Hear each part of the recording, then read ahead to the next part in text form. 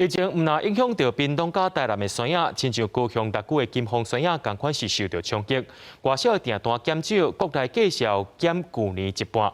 农民表示讲，今年佫当着可换山野较细粒，若无中半要来收，农民佫无家己通路，这山野唔知是要卖互啥人。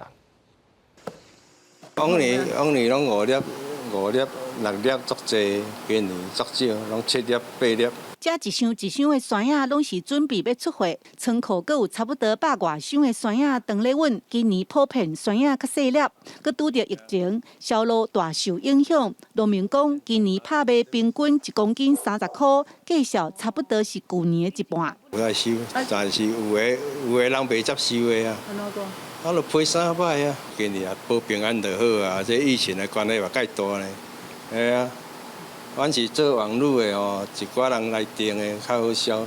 产销班班长苏文良今年拢靠老客户，六股真侪农民袂晓网络甲厝配，山野唔知影要卖互啥人。尤其六股金峰山野，往年有9成拢外销，去年外销240栋，今年可能会落4成。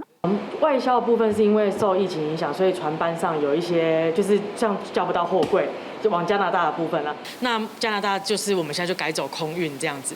那可是陆续像新加坡，我们今年就出了非常多。六股这金峰的面积有650公顷，是高雄上大的产地。看到民众抢买屏东邦山甲台南的山野，六股的农民足心酸。加在即马农会甲市府斗相共，甲农民上山野，透过网络甲厝配销售，希望渡过疫情难关。